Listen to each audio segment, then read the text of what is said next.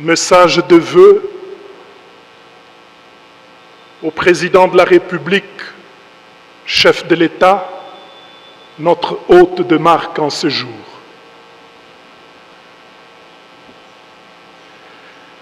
Excellences, Monsieur le Président de la République, avec nos hommages les plus déférents, ma qualité d'archevêque métropolitain de Kananga et à ce titre, président de l'Assemblée épiscopale provinciale de Kananga, dont la juridiction s'étend à tout l'espace du Grand Kasaï,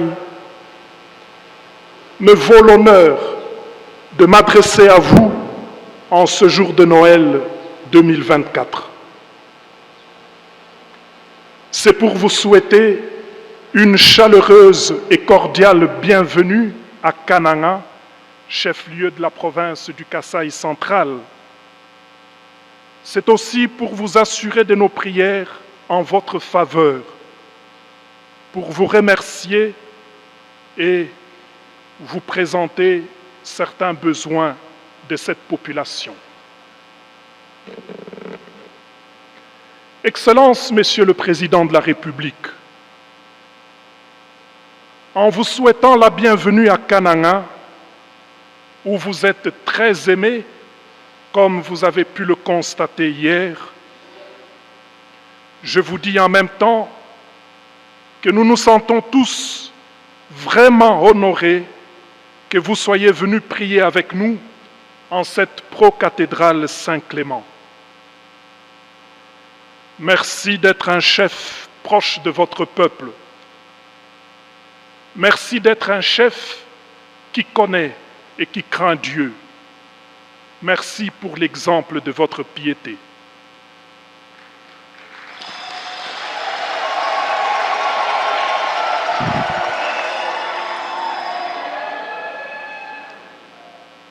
Nous vous assurons sincèrement de nos humbles prières pour que le Seigneur vous donne toujours la santé et la force, qu'il vous donne la sagesse et l'intelligence à la mesure des défis majeurs liés à votre charge de chef de l'État, qu'il vous donne surtout des collaborateurs loyaux, intègres, soucieux du bien commun, fidèles pour exécuter vos ordres et exécuter toutes les politiques publiques.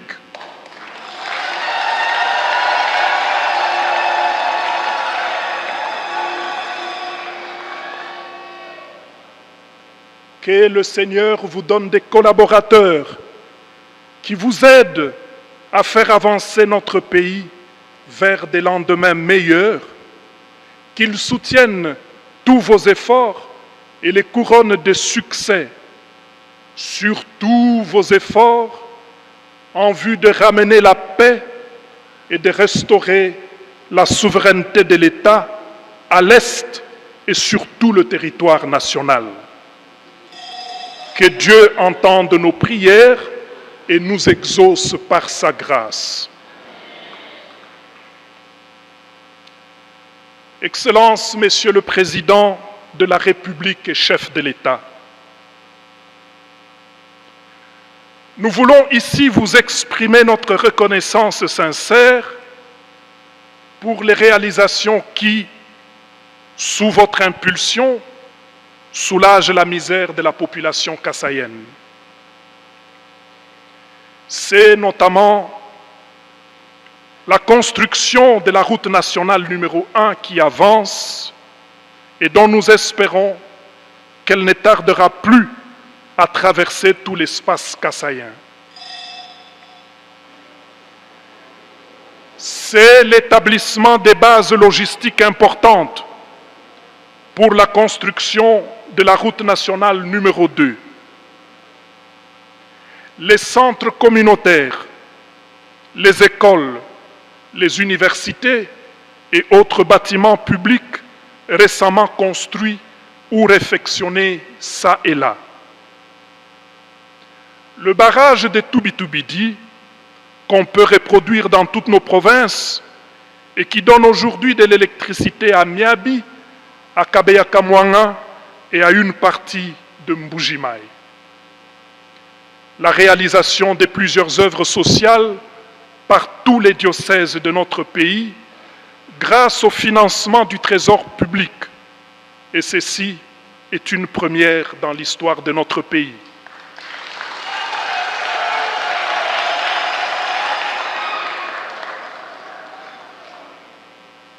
C'est, nous devons le mentionner, la signature des accords spécifiques et de leurs mesures d'application à la suite de l'accord cadre antérieurement signé, et j'en passe.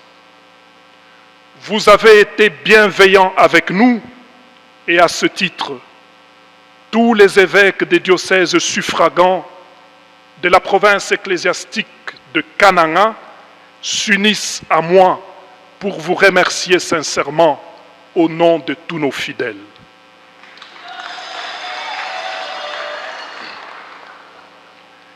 Excellences, Monsieur le Président de la République et chef de l'État, je me serais limité ici, mais alors je faillirais à ma mission et le peuple pourrait m'en vouloir si je ne vous exprime pas ses besoins les plus importants et les plus urgents. Ce peuple espère en effet que je sois son porte-parole auprès de vous, franchement et loin de toute politique, simplement pour son bien, tel qu'il en ressent le besoin.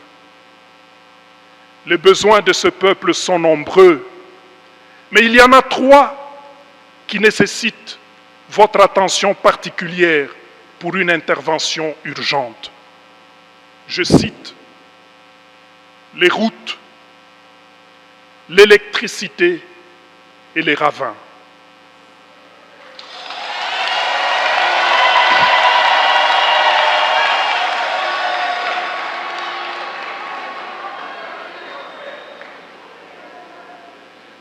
Plaise à vous, Excellences, Monsieur le Président, que je vous en dise brièvement quelque chose sans abuser de votre temps. Le Grand Kasaï, qui ne se limite pas seulement à ces grandes villes, reste un espace gravement isolé et tristement enclavé. En plus des routes nationales, il y a un besoin impérieux de construire des routes interprovinciales et des dessertes agricoles pour faciliter la circulation des personnes, des biens et des services, sans quoi le développement tardera à venir. Nous vous félicitons de prendre le temps de visiter la route de Kalamba-Mbuji qui nous ouvrira sur l'Angola. Mais nous émettons quelques réserves sur ce projet. D'abord, nous devons admettre qu'il faut construire cette route pour nous désenclaver. Mais le risque est que, si rien d'autre n'est fait, nous ne serons, nous, qu'un marché pour l'Angola qui viendra déverser chez nous son ciment, ses bières et ses autres produits transformés.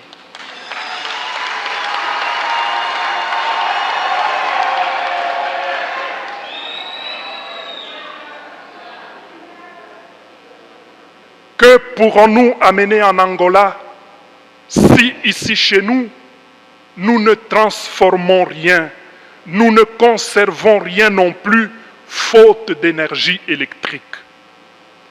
Le développement doit être pensé à partir de notre point de vue.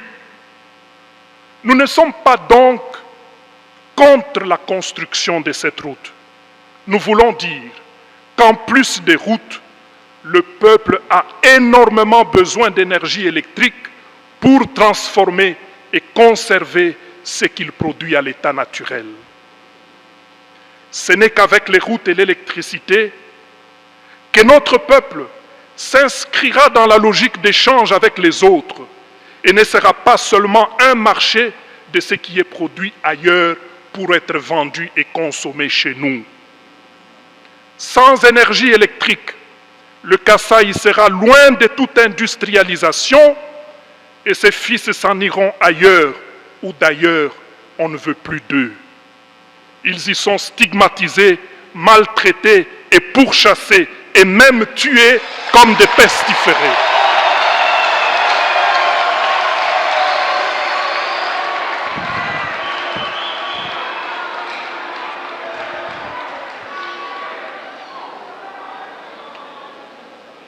Chute Mbombo, chute Katende, le peuple veut avoir de l'électricité et n'arrive pas à s'expliquer ce qui se passe.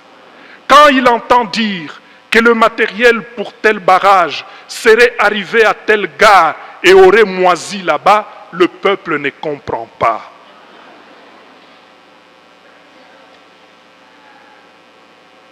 Mukalenga Fachi Wababa.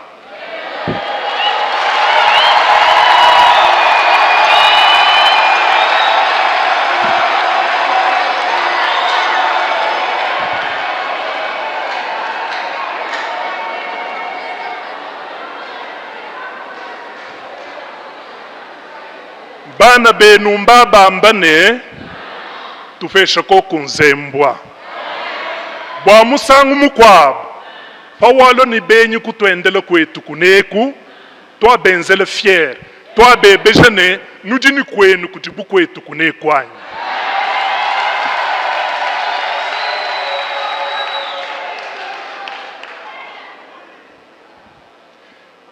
De fait, si aujourd'hui tout l'espace du Grand Kasaï n'a ni cimenterie, alors que d'autres espaces en ont deux. Si l'espace Grand Kasaï aujourd'hui n'a aucune industrie, même pas une brasserie,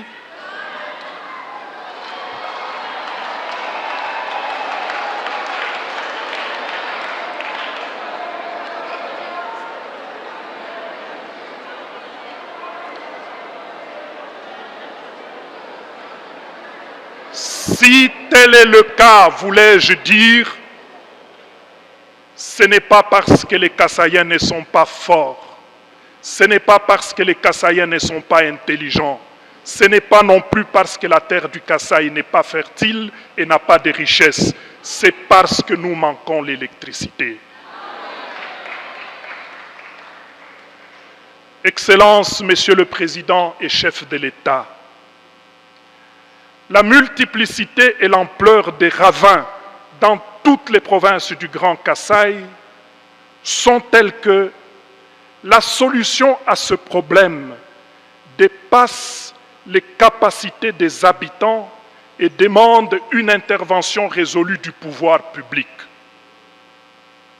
C'est la densification croissante de la population et la multiplication des habitations non planifiées et sans drainage des eaux de pluie, ajoutées au lotissement désordonné qui génère ces ravins. Et ceux-ci menacent et engloutissent le peu d'infrastructures que nous avons déjà. Voilà les doléances de notre population que j'ai l'honneur de vous présenter en ce jour de Noël.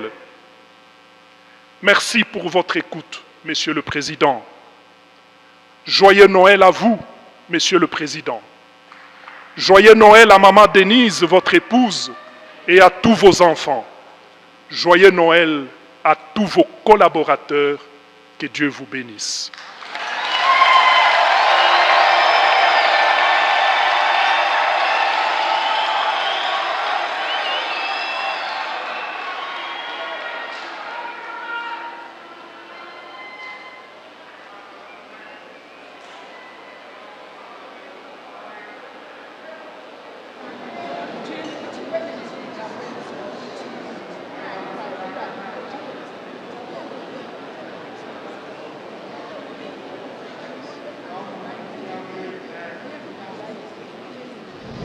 Mesdames et messieurs, la messe est donc en train de se terminer comme vous le constatez. Vous avez suivi l'adresse, le message de l'évêque adressé au président de la République un message d'espoir, un message qui sollicite une intervention personnelle du président de la République pour la réponse à toutes ces questions posées au chef de l'État, mais d'ailleurs.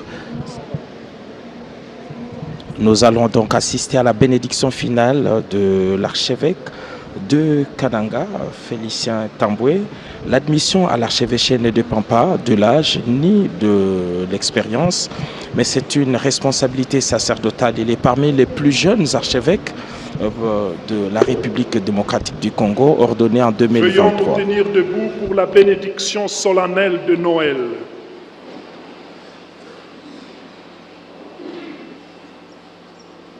Le Seigneur soit avec vous.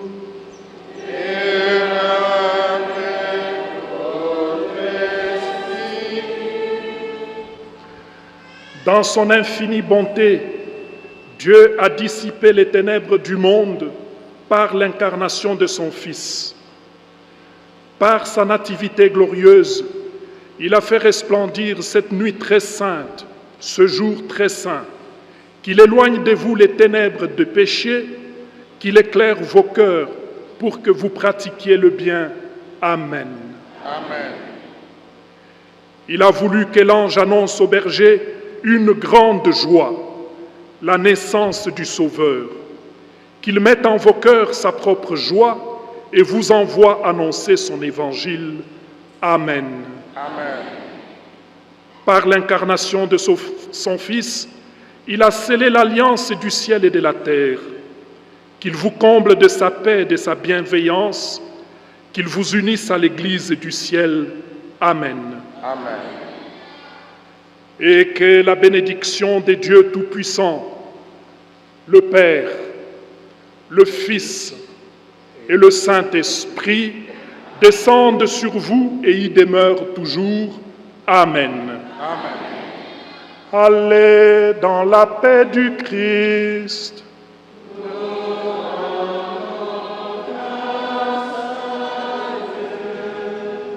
Joyeux Noël.